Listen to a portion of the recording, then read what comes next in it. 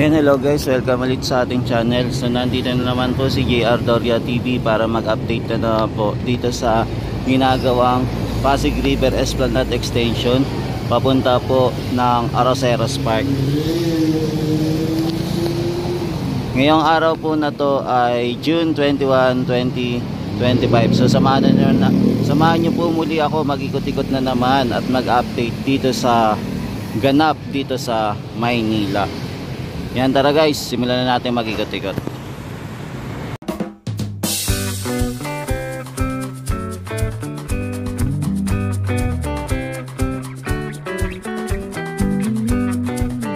Yan mga tropa kids, nandito na naman tayo sa Quezon Bridge. So dito na naman tayo mag-iikot ha.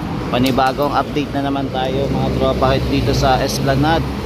So i-picture po muna natin yung magandang tulay dito sa Quezon Bridge. Kung makikita nyo naman, napakaganda siya. Kailangan lang talaga dito ng maintenance at saka yung paglilinis at saka maalagaan din tong tulay na to, lalo na po dito sa mga sulok-sulot. Ayan po sa mga dito sa sulok-sulok na to kasi ginagawa pong banyo ng ating mga kababayan na dyan po nag-CR at saka ayan sa mga nagbabawas po.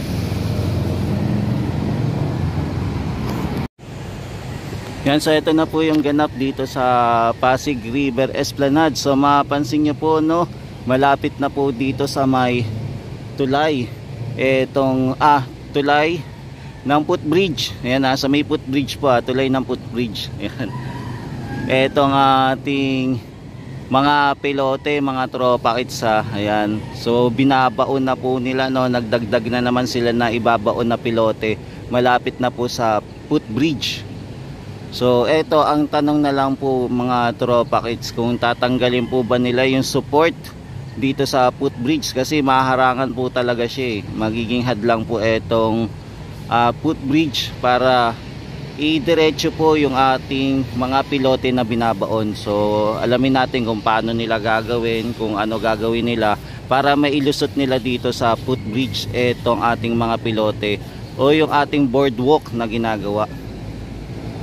Yan, sana itong na to, yung elevated walkway, hoping na magawa na rin no, kung sakaling uupo na po yung ating next na mayor para magtuloy-tuloy na po yung project dito no, na matagal na pong natenga. Simula nang nawala po si Yorme, eto hindi na po natuloy itong project na to at natenga na po. Kaya sana hoping matuloy-tuloy na itong project na to at maayos na po mga kababayan.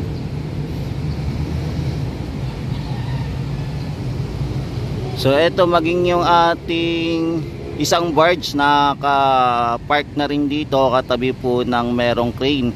So yung etong isang barge na to, eto po yung nagsusupply ng mga pilote para gawan na po ng paraan ng ating barge para naman maibaon naman po sa sa Ilog Pasig po. So eto na no, grabe. Ang laki na ng pinagbago po dito sa ating panibagong Esplanade na ginagawa.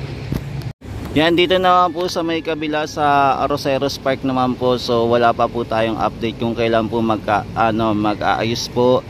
Gagawin na po yung Pasig River Esplanade. So ayan, blanco pa po. So hindi pa po sila nakakarating dito sa part ng Arroceros. Pero mapapansin po natin na nakabakod na po. Eto, kumbaga ready in action na po.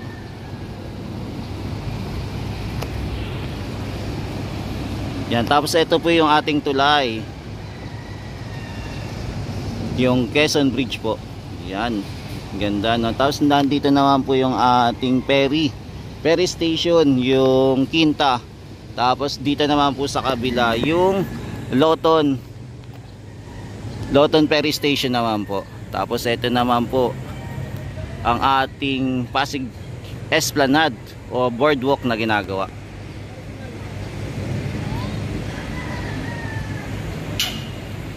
Yan, mayroon palang competition dito ng skateboarding. Yun may mga competition pala.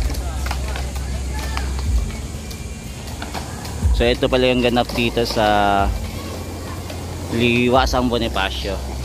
Ito pala may competition pala sila. Yung mga skateboard.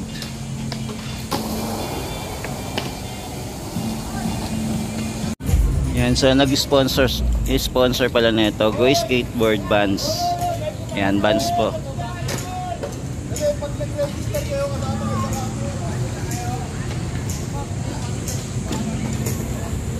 Yan, may mapapansin din tayo pala dito naglilinis, no.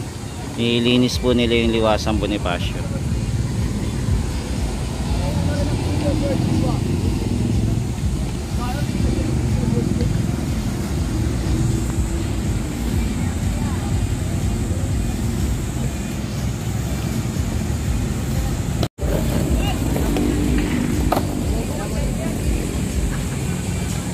Skaters,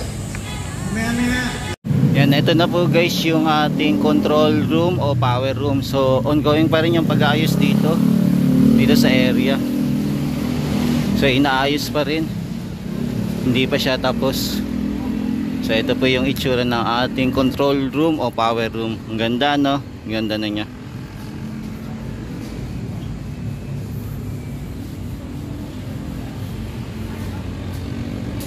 Yan, silip lang po muna tayo guys dito sa Pasig River Esplanade Phase 1. So ito po yung itsura niya pagka morning naman po. Yan, ang ganda, no? Ang ganda ng mga halaman, mga tropa kids. Buhay na buhay yung mga halaman natin dito sa labas ng Pasig River Esplanade. Yan, para makita nyo lang po yung view dito sa labas, no? Pagka morning naman, kasi matalas sa gabi tayo eh. Meron din pala dito power source, oh. Ayan. Nandito din pala, meron din pala dito sa ilalim. Ito naman yung sa sound. Sa sound pala, 'di ba? Ito. At ganito yung ginamit nila eh. Ayan, oh.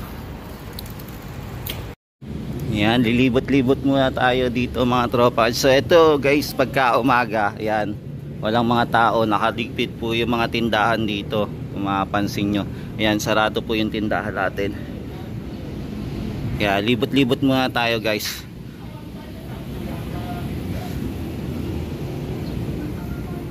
Yan, tapos yung pusa naglilinis. Yan, pakita ko lang po saglit kung ano meron dito pagka ano naman, no, morning.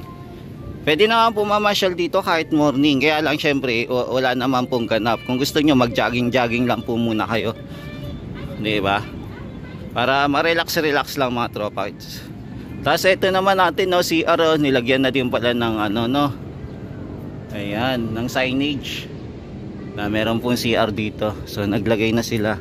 O, maging dito din nilagyan na, no. Naisip na nila maglagay. Ayan. So dito po yung CR natin. So itong part na to, ito, may part pa po na inaayos dito. Yan, naayos pa po to. Yan, ongoing pa rin. Yan, so ito naman po para sa PWD. So inaayos pa po.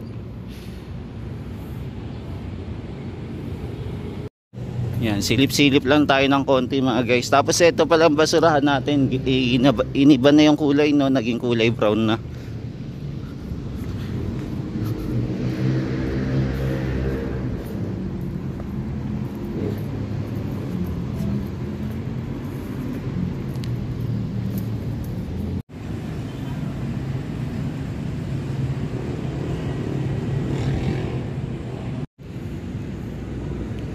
Yan, so maging yung tindahan din po natin sarado din.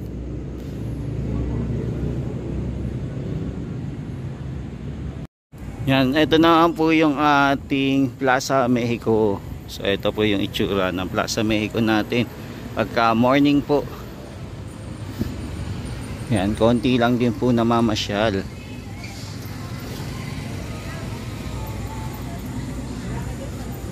Yan, maganda po yung panahon ngayong umaaga. Hindi pa po umuulan. Tapos ayan, matanaw din po natin yung intendensya na ongoing construction pa rin po. Yan, so ito naman yung itsura ng ating Pasig River Esplanade dito sa Maestranza, Fort Santiago River Walk pag umaga. Yan, wala pong masyadong namamasyal. So ilan lang po. So yung mga nag-a-attend lang po at gustong mamasyal, so eto, pasyal-pasyal lang po. So ito po yung itsura niya, napakatahimik po pagka ganitong umaga, maaga-aga pa po. So ito po yung morning view natin dito sa Pasig River Esplanade, mga katropa kids. Yan, tapos nandito ulit tayo sa area po na kung saan binabaksak po yung mga supply ng mga pilote at saka iba pang kagamitan. Tapos nandito pa rin po yung tinatawag natin na yung pumapalo doon sa mga pilote po. So nandito pa rin, hindi pa po nila nagagamit. So nandito pa rin po yung ating crane na nagbubuhat po naman po ng mga pilote.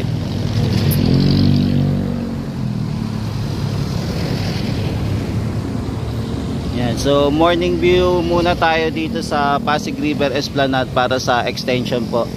Phase 4, Arroceros extension po.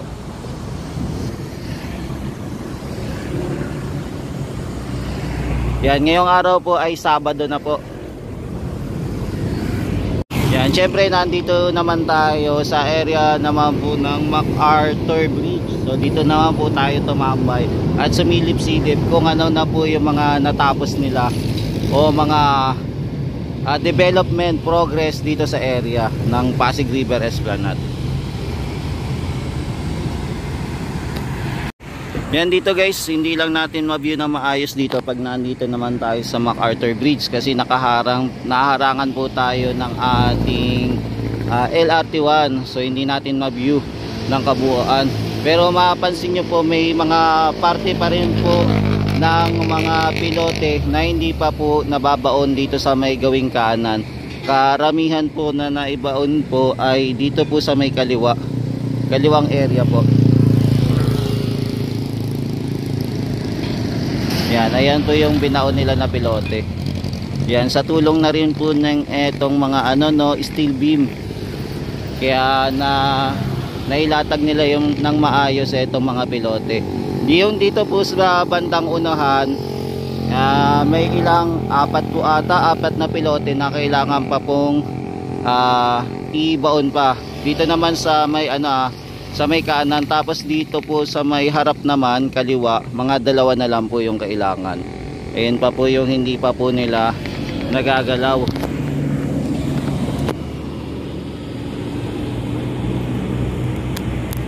Yan, tapos yung mga barge po natin nandito din po. Yan, yung mga barge, tugboat, parehas nandito.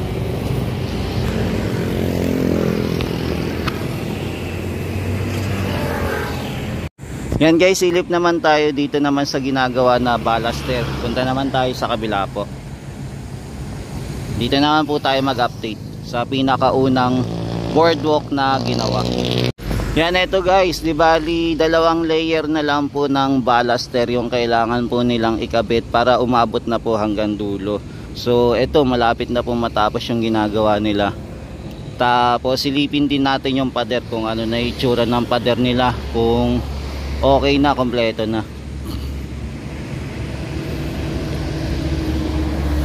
So 2 layer na po. So halos pa kompleto na po yung ballaster na linalagay nila dito. Konti lang mga tropa kits at okay na. Sa ngayon wala tayong napansin na mga trabahador ngayong Sabado. Yan, di natin alam kung nakabakasyon muna sila o pahinga muna, o abangan natin bukas kung babalik sila dito.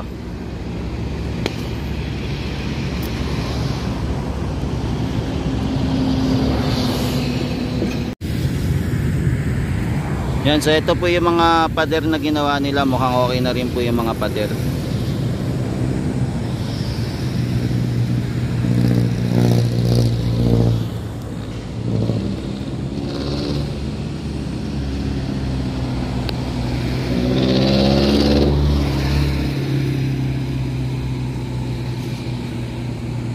Yan, so ito, quick update lang po muna tayo. Hindi ko pa sure kung magtatrabaho po sila ngayon kasi wala pa po tayo nakikita ng mga workers. Hindi katulad ng ibang araw na maaga pa lang nagtatrabaho na po sila.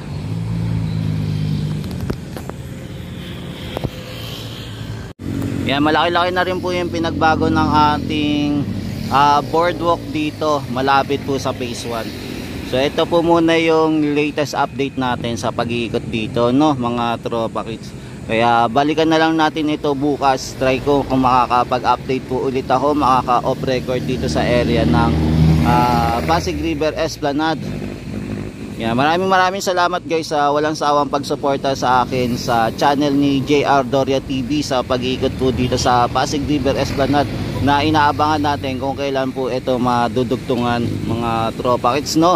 Kaya samahan niyo lang po ako lagi, at lagi tayo mag-update kung ano yung mga pangyayari dito sa Pasig River Esplanade hanggang sa umabot po sa Arroceros Park, at saka hanggang sa matapos ito.